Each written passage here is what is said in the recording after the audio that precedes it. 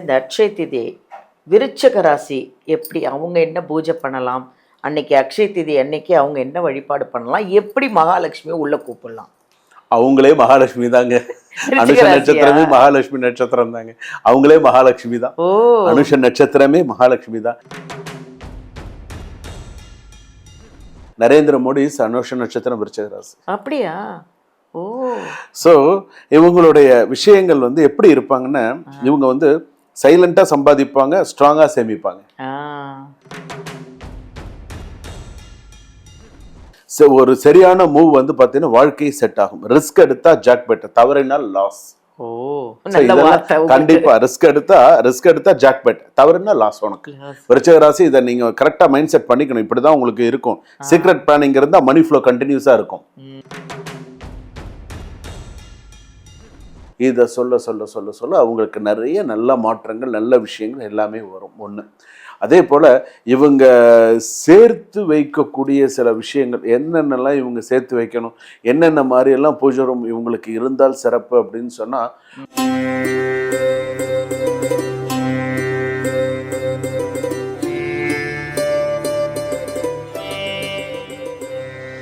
எல்லாருக்கும் வணக்கம். ஜோதிடர் யுகம் சேனல் அனைவருக்குமே வணக்கம். நான் தான் உங்கள் பாலாம்பிகா பேசுகிறேன். ரொம்ப ஒரு அருமையான ஒரு நாள் வரப்போகுதுங்க. என்ன நாள் கண்டுபிடிச்சிட்டிங்களா? ஏப்ரல் 20 பெண்களுக்கான நாள் அப்படின்னு சொல்கிறத விட செல்வம் நம்ம வீட்டுக்குள்ளே வர்ற நாள், மகாலட்சுமி நம்ம வீட்டை தேடி ஓடி வர்ற நாள் தான் அந்த ஏப்ரல் 20 அக்ஷய திதி. ஸோ அந்த அக்ஷய திதி அன்னைக்கு வந்து நம்ம எல்லா பெண்களும் எல்லா நகைக்கடையிலையும் பார்க்கலாம். ஆனால் நகைக்கடையில் பார்க்குறத விட அந்த ஒரு ராசிக்கும் யாருக்கெல்லாம் பணம் கொட்ட போகுது, எந்தெந்த ராசிக்கெல்லாம் பணம் கொட்ட போகுது, எப்படி கொட்ட போகுது, அதுக்கு என்னென்ன விஷயங்கள் இருக்குது அப்படிங்கிறத நம்ம டாக்டர் ராஜ்குமார் சிவாச்சாரியார் அவர்கள் வந்திருக்காங்க. உங்களுக்காக, உங்களுடைய எல்லா ராசிக்காகவும் நான் உங்ககிட்ட நிறைய விஷயங்கள் கேட்டு தெரிஞ்சுக்க போகிறேன். நீங்களும் தெரிஞ்சுக்க போகிறீங்க. வாங்க ஐயாவையும் மீட் பண்ணுவோமே. வணக்கம். வணக்கங்க. வணக்கம். எப்படி இருக்கீங்க? நல்லா இருக்கேன். நீங்க எப்படி இருக்கீங்க? நல்லா இருக்கேன். நல்லா இருக்கேன் ஐயா. வாழ்க வளமுடன். அதாவது இப்போ என்னன்னா ஏப்ரல் 20 அக்ஷய திதி வருது. என்ன ஒரு அருமையான நாள். கண்டிப்பா மிக முக்கியமான நாள். வருஷத்துல ஒரு நாள், அந்த ஒரு நாள் யாரும் மிஸ் பண்ணாத ஒரு நாள் அது. ஆமா, எல்லாரும் பெண்கள் எல்லாம் நாங்கெல்லாம் ரெடியா இருக்கிற நாள். ரெடியா இருப்பாங்க. அக்ஷய திதி எதுக்கு? புருஷனை கூட்டிட்டு நேர நகை கடைக்கு போவாங்க. அந்த மாதிரி, அதாவது அந்த நாள்ல அட்லீஸ்ட் ஒரு குண்டுமணி தங்கமாவது வாங்கணும் அப்படிங்கிறது இருக்கு. அதனால வாங்குவாங்க. ஸோ அது அக்ஷய திருதி இஸ் வெரி மோஸ்ட் வாங்கிடுறாங்க. ஏதாவது ஒன்று சேர்த்து வச்சு வாங்கணும். அந்த நாளுக்கு உண்டான நம்பிக்கை அது. அதாவது என்னன்னா விலை ஏறிட்டே போகுது. கண்டிப்பா. ஆனா என்ன விலை ஏறினாலும் செல்வத்தை உள்ள கூப்பிடுறதுக்கு என்ன வழின்னு உங்களை கேட்க போறாங்க எல்லாருமே. ஒரு ராசிக்கும் இந்த அக்ஷய திதிக்கு என்னென்ன எப்படி இருக்கும், எப்படி பணம் வரும் அப்படிங்கறத மட்டும் கண்டிப்பா கண்டிப்பா. ஜோதிடர் யுகம் நேயர்கள் அனைவருக்கும் வணக்கம். நான் உங்கள் டாக்டர் ராஜ்குமார் சிவாச்சாரியார் பேசுகிறேன்.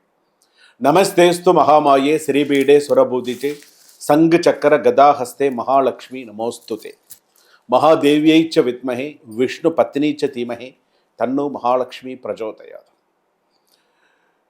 உலகெங்கும் வாழக்கூடிய அந்த ஜோதிடர் யுகம் நேயர்கள் அனைவருக்கும் வணக்கம். நான் உங்கள் டாக்டர் ராஜ்குமார் சிவாச்சாரியார் பேசுகிறேன். எல்லாரும் எப்படி இருக்கீங்க? நலமாக இருப்பீங்க நம்புகிறேன். இன்றைய தினம் பாலாம்பிகா மேம் வந்திருக்காங்க. ஸோ அக்ஷய திருதியை பற்றிய சில விஷயங்கள்லாம் இன்னைக்கு நிறையா பேசணும் அப்படின்னு சொல்லியிருக்காங்க. நிறையா சந்தேகங்கள்லாம் கேட்கணும் அப்படின்னு சொல்லியிருக்காங்க. இன்னும் சொல்லப்போனால் மேம் வந்து ஒரு முடிவோட தான் வந்திருக்காங்க. என்னதான் சொல்றாங்க முடிவு தெரியுமா? கண்டிப்பா எவ்வளோ பேர் சொன்னாலும் நீங்க சொல்றது கொஞ்சம் டிஃப்ரெண்டா இருக்கும் அப்படின்னு அந்த ஒரு டிஃப்ரெண்ட் அவங்க ரொம்ப எதிர்பார்க்கிறாங்க. ஸோ அந்த டிஃப்ரெண்ட் என்ன சொல்ல வரும், ராஜ்குமார் என்ன சொல்றாங்க, சார் என்ன சொல்றாங்க, 12 ராசிக்கு என்னென்ன சொல்ல போறாங்க, ஸோ இந்த 12 ராசிக்காரர்கள் என்ன வழிபாடு சொல்லி பண்ணணும் அப்படின்லாம் சொல்லி கேட்டாங்க. ஸோ வாங்க நம்ம சேனலுக்கு போவோம். கடைசி வரைக்கும் ஸ்கிப் பண்ணாமல் பாருங்கள். இந்த அக்ஷய திதி விருச்சக ராசி எப்படி அவங்க என்ன பூஜை பண்ணலாம், அன்னைக்கு அக்ஷய திதி அன்னைக்கு அவங்க என்ன வழிபாடு பண்ணலாம், எப்படி மகாலட்சுமியை உள்ளே கூப்பிடலாம்? அவங்களே மகாலட்சுமி தாங்க. அனுஷ நட்சத்திரமே மகாலட்சுமி நட்சத்திரம் தாங்க. அவங்களே மகாலட்சுமி தான். ஓ, அனுஷ நட்சத்திரமே மகாலட்சுமி தான். கேட்ட நட்சத்திரம் விருச்சிக ராசி, அனுஷ நட்சத்திரம் விருச்சிக ராசி, அதே போல விசாக நட்சத்திரம் 4ஆம் பாதம் விருச்சிக ராசி. அனுஷ நட்சத்திரம் விருச்சிக ராசி மகாலட்சுமி அம்சம் பொருந்திய ராசி. மகாலட்சுமி அம்சம் உங்களுக்கு இப்போ நரேந்திர மோடி அனுஷ நட்சத்திரம் விருச்சிக ராசி. அப்படியா?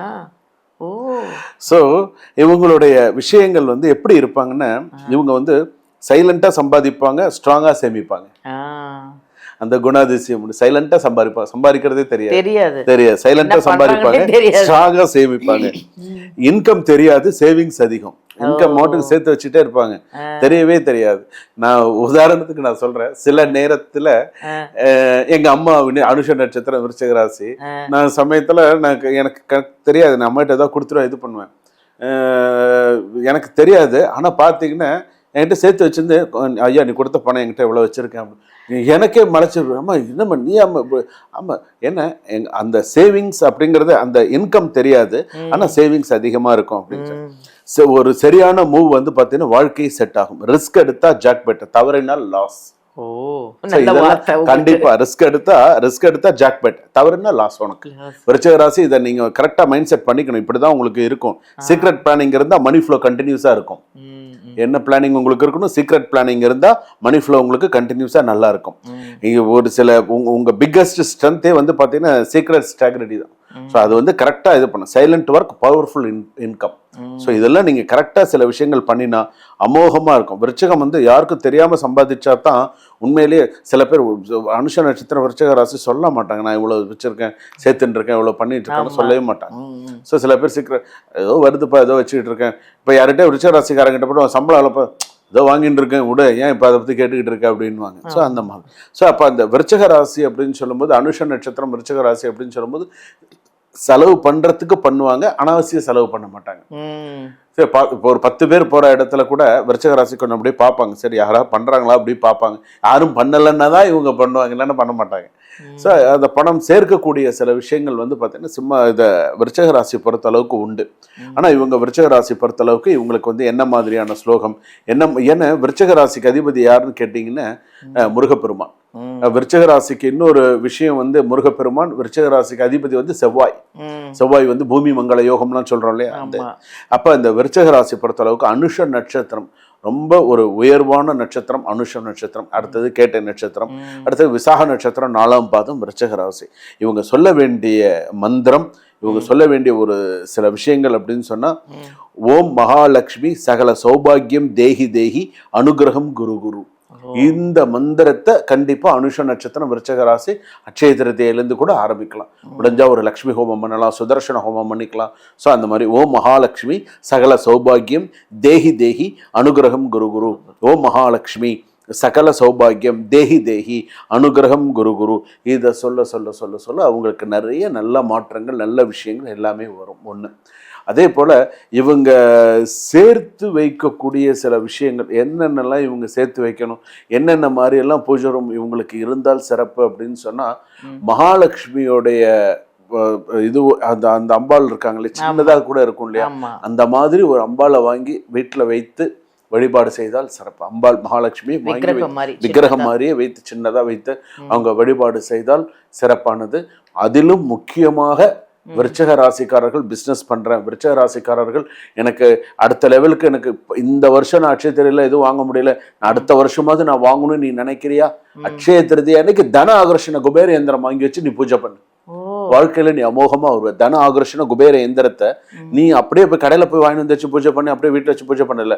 நீ வாங்கும் போதே அதை வாங்கி கடையில வாங்கி அதை நல்லா இது போட்டு நல்லா வாஷ் பண்ணி நல்லா சுத்தம் பண்ணிட்டு நல்லா மஞ்சள் நீரெல்லாம் நல்லா சுத்தம் பண்ணி 4 பக்கம் சந்தனம் குங்குமம் வச்சு கோவிலுக்கு எடுத்துட்டு போய் அதை கோவில்ல வச்சு ஒரு அர்ச்சனையை பண்ணி, கோயிலுக்கு சுவாமிகிட்ட வச்சு ஒரு அர்ச்சனை பண்ணி ஒரு ஜபத்தை பண்ணி கொடுங்க அப்படின்னு சொல்லி அங்க இருக்கக்கூடிய சிவாச்ச கையில வச்சு அவங்க கோவில் அதெல்லாம் வச்சு உண்மையே ஒரு கடையில வாங்கி மனையில வைக்கிற விஷயம் கிடையாது. இதெல்லாம் ஒரு வாங்கி அவங்க சிவாச்சாரியார் கையில கொடுத்து, ஐயா இது கொஞ்சம் ஜபம் பண்ணி கொடுங்க.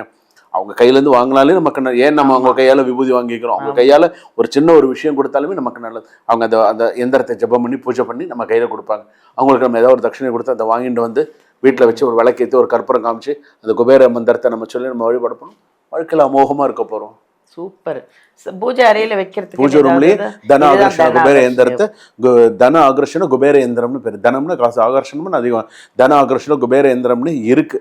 ஸோ அதை வாங்கி வச்சு அவங்க பூஜை பண்ணினாங்கன்னா பார்த்திருக்கேன். கண்டிப்பா அவங்களுக்கு நிறைய நல்ல விஷயங்கள் சேரும். அதுலேயும் அது வந்து கண்ணா பின்னாடிலாம் போட்டு தேய்க்கக்கூடாது. அது வந்து ஒரு எந்திரம் வச்சிருந்தா அதை பச்சை பிடிச்சி போய் அந்த மாதிரிலாம் இருக்கக்கூடாது. ஆமா. நல்லதா இருக்கணும். அப்போ அந்த மாதிரி வச்சு பூஜை பண்ணினாங்க அப்படின்னு சொன்னா சிறப்பு. நான் இன்னொரு விஷயம் கூட இதுலயே நான் சொல்ல, இந்த விருச்சிக ராசியிலேயே சொல்றேன். எல்லார் வீட்லயும் எந்திரம் இருக்கும். எந்திரம் இல்லாம இருக்காது. குபேர எந்திரம் இருக்கும், சுதர்சன எந்திரம் இருக்கும், எல்லார் வீட்லயும் எல்லா எந்திரமும் இருக்கும். சரி, அந்த எந்திரத்தை மட்டும் வச்சுட்டா போதுமா? அந்த எந்திரத்துக்கு எதுவும் ஸ்லோகம் வேணுமா அப்படின்னு கேட்டா, இந்த ஒரு ஸ்லோகத்தை சொல்லி அந்த என்ன எந்திரம் வேணாலும் வச்சுக்கோ, டிஃப்ரெண்ட் எந்திரம் கூட நீ வச்சுக்கோ, தப்பு கிடையாது. ஆனா இந்த 2 வரி மந்திரத்தை சொல்லி நீ அந்த பூஜையை நீ பண்ணினன்னு சொன்னா, ஒரு எந்திரத்துக்கும் நீ பூ வச்ச அப்படின்னு சொன்னா உனக்கு நல்லது. ஓம் யந்திராய வித்மஹே மகா யந்திராய தீமஹே தன்னோ யந்திர பிரச்சோதயாத். ஓம் யந்திராய வித்மஹே மகா யந்திராய தீமஹே தன்னோ யந்திர பிரச்சோதயாத். யா ஏ வரக்கூடாது. எந்திரம்னு அது மிஷின் ஆயிடும். யா ஓம் யந்திராய வித்மஹே அப்படின்னு சொல்லலாம். இல்லைன்னா ஓம் யந்திர ராஜாய வித்மஹே அப்படின்னு சொல்லலாம். ஆனா இது ஈஸி உங்களுக்கு. ஓம் யந்திராய வித்மஹே மகா யந்திராய தீமஹி தன்னோ யந்திர பிரச்சோதயாத். அது குபேர நீ எதை பார்த்து சொல்றியோ அதுக்கு ஆகர்ஷண சக்தி அதிகமாக. இது சீக்ரெட். இது சொன்னோம்னா நமக்கு நல்லது. தேங்க்யூ சார், சூப்பரா இருந்தது. விருச்சிக ராசிக்கு இவ்வளவு விஷயம் இருக்கு, நிறைய இருக்கு. எந்திரம்லாம் வச்சு அழகா நீங்க பூஜை பண்ணுங்க. இந்த அக்ஷய தீதியில இருந்து நீங்க வேற லெவல்ல. கண்டிப்பா கண்டிப்பா. சூப்பர்.